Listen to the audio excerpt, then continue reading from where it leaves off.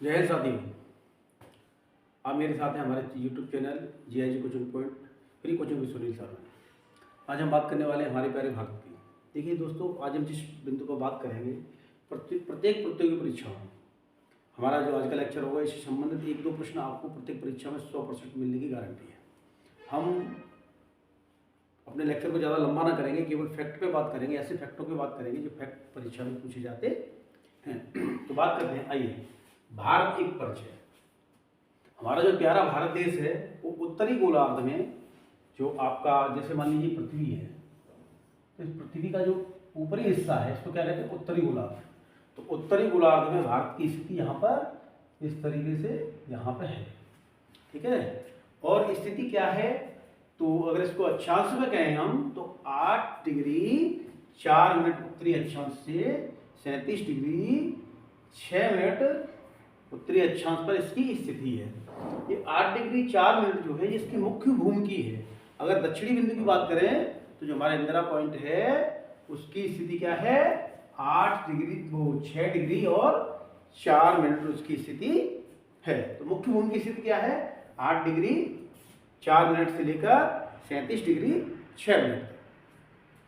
इसके बाद ये देशांतर में बात करें तो 68 डिग्री 7 मिनट से जाकर 97 डिग्री 25 मिनट तक इसकी भौगोलिक स्थिति है कि कहाँ पर पूर्वी देशांतर के रूप में है। देशांतर ऐसी रेखाएं जो खड़ी खड़ी रेखाएं होती हैं, ये ऐसी रेखाएं होती हैं इनको हम क्या कहते हैं, अक्षांश रेखाएं।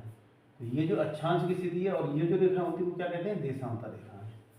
तो देशांतर रेखा हम उसकी स्थिति भारत की ये है। अब बात करते हैं भारत का सबसे पूर्वी बिंदु कौन सा है, तो अरुणाचल प्रदेश में स्थित किबुथी नामक जो स्थान है वो भारत का पूर्व उत्तर बिंदु है। और पश्चिमोत्तर बिंदु की बात करें तो ये गुजरात राज्य में स्थित है, गौरमोता, जिसको क्या कहते हैं, गौरमोता। ये गुजरात राज्य में स्थित भारत का पश्चिमी बिंदु है। और पूर्वी बिंदु जो आपके लद्दाख में इंदिरा कॉल है, क्या है, इंदिरा कॉल, ये भारत का उत्तरी बिंदु है। और दक्षिणी बिंदु यदि मुख्य भूमिका कहें तो क्या है, कन्याकुमारी। क्या है, कन्याकुमारी, ये मुख्य भूमिका है। काय का है ये दक्षिणी बिंदु, मुख्य भूमिका। और यदि पूरे भारत का कहें तो इंदिरा पॉइंट है। ये इंदिरा पॉइंट कहां पर है, ये हमारे अंडमान निकोबार द्वीप समूह के निकोबार समूह में स्थित है। कर्क रेखा जो 23.5 डिग्री उत्तरी अक्षांश पर है, ये लगभग भारत के मध्य से ऊपर गुजरती है और भारत के 8 राज्यों से होकर गुजरती है। यदि हम पश्चिम से बात करें तो सबसे पहले गुजरात, उसके बाद मध्य प्रदेश के बाद गुजरात के बाद राजस्थान, मध्य प्रदेश, छत्तीसगढ़, झारखंड, पश्चिम बंगाल, त्रिपुरा और मिजोरम। ऐसे कर्क रेखा हमारे भारत के लगभग मध्य से निकलती है और 8 राज्यों से होकर गुजरती है। अक्सर का परीक्षा में प्रश्न पूछा जाता है, 4 ऑप्शन दे दिए जाएंगे और आपसे पूछा जाएगा बताइए किस राज्य से होकर कर्क रेखा नहीं गुजरती है। तो आपको ये 8 राज्य यदि याद होंगे तो आप बड़ी आसानी से जवाब दे देंगे। यदि नहीं याद है तो आपके लिए बहुत कठिन होने वाला है। अक्सर का ये प्रश्न पूछा जाता है, ये एग्जामिनर जो बच्चे सेट करने वाले उनका फेवरेट क्वेश्चन है, किस राज्य से होकर आपकी कर्क रेखा नहीं गुजरती है। या कभी कभी क्या करेंगे, 4 राज्य दे दिया, किस राज्य से होकर कर्क रेखा गुजरती है। तो हमें क्या करना है, हमें जब याद होंगे तो किसी भी प्रकार से पूछेंगे हम उसका ठीक से जवाब दे पाएंगे। राज्य भारत में 28 राज्य हैं बच्चों, और केंद्र शासित प्रदेश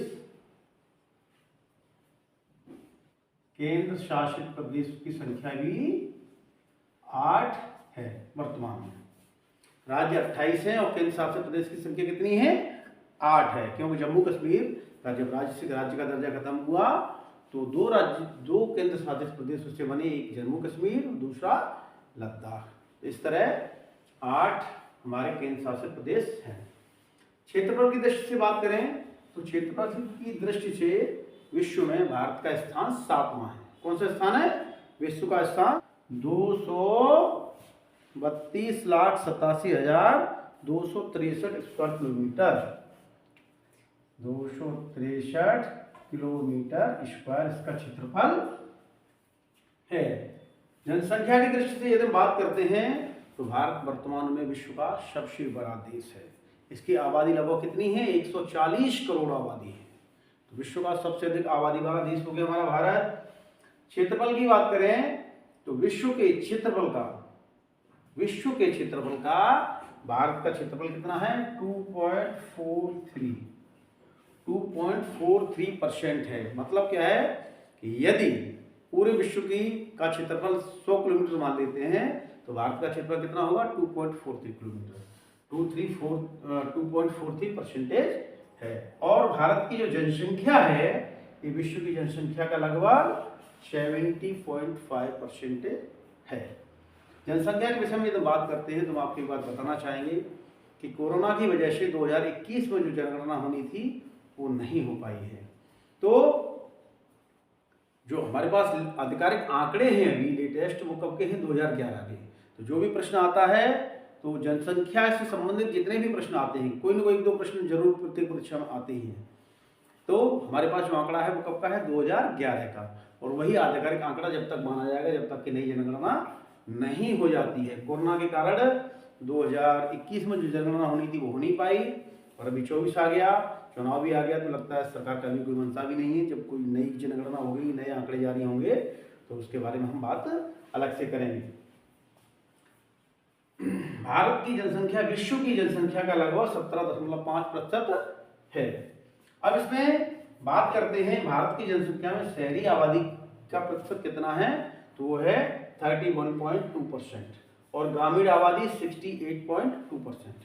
इसका मतलब आज भी भारत में 2/3 से अधिक लोग कहाँ रहते हैं? आपके ग्रामीण इलाकों में निवास करते हैं। इसीलिए भारत को कहा जाता है कि लाख लाख गांव वाला है भारतवर्ष किसानों का। भारत की जनसंख्या 10 की जनसंख्या वृद्धि की अगर बात करते हैं तो 2011 के आंकड़ों के अनुसार 10 की जनसंख्या वृद्धि का मतलब 2001 से लेकर 2011 के बीच में जो जनसंख्या में वृद्धि हुई है वो कितनी हुई है? 17.7%। 17.7% ये 10 की जनसंख्या वृद्धि है। ये फैक्ट है, एज इट इज पूछे जाते हैं, इसलिए मैंने आपको बहुत जो महत्वपूर्ण फैक्ट हैं उन्हीं की यहाँ पर हमने चर्चा की है। 10 की जनसंख्या वृद्धि मैंने आपको बता दी। लिंगानुपात, लिंगानुपात किसे कहते हैं? प्रति 1000 पुरुषों पर महिलाओं की संख्या कितनी है, उसे हम क्या कहते हैं? लिंगानुपात। तो भारत में लिंगानुपात होना चाहिए 1000 पुरुषों पर 1000 महिलाओं की संख्या होनी चाहिए, किंतु हमारे यहाँ महिलाओं की संख्या कम है और लिंगानुपात है 943 स्त्री प्रति 1000 पुरुष पर। ऐसे ही हम जनसंख्या घनत्व की बात करते हैं तो देखिए 2 आंकड़े आपने ध्यान से देखे होंगे। भारत की जनसंख्या विश्व की जनसंख्या की 17.5% है और क्षेत्रफल कितना है? 2.43%। इसका मतलब क्या है कि हमारे पास जो विश्व का क्षेत्रफल है उसकी अपेक्षा जनसंख्या अधिक है। तो अधिक है तो जो हमारा जनसंख्या घनत्व है वो भी अधिक होगा।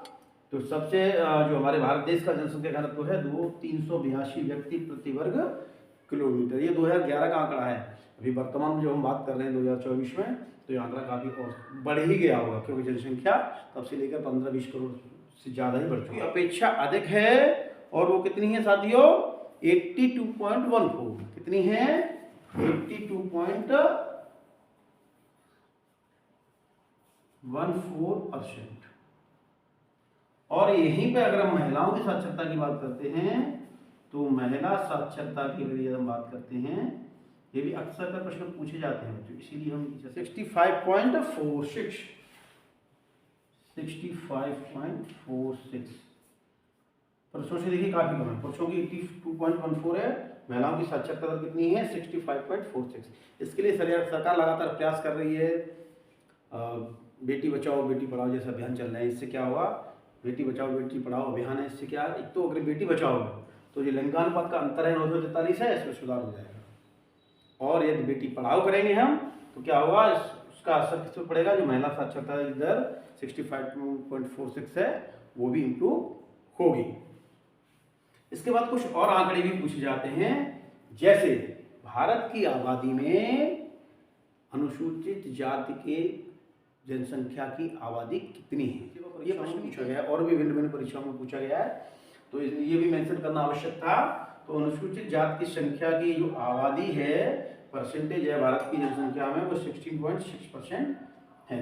और अनुसूचित जनजाति की आबादी जो एसटी जनसंख्या हमारी, उसकी आबादी कितनी है 8.6% है। एक और प्रश्न पूछा गया कि दिव्यांगजनों की आबादी, किनकी, दिव्यांगजन,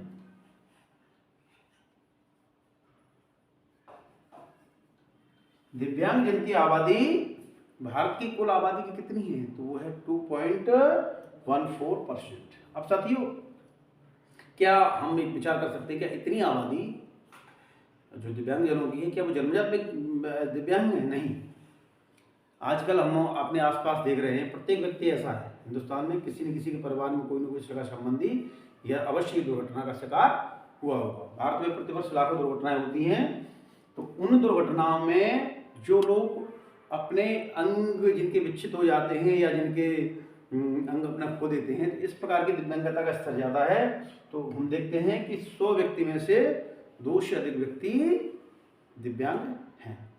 तो ये बहुत ही एक विषय ऐसा है जिनके लिए सरकार प्रयास करती रहती है। इसके बाद कुछ चीज़ें और भी हैं जो मुझे नहीं लगता कि मुझे यहाँ पे बतानी चाहिए, मौखिक रूप से इन चीज़ की चर्चा कर सकते हैं। भारत का प्राचीन नाम आर्यावर्त कह सकते हैं, जम्बूद्वीप भी भारत का नाम रहा है, लेकिन संविधान में जो ऐतिहासिक रूप से जो डॉक्यूमेंट्री दर्ज है वो 2 नाम है, भारत और इंडिया।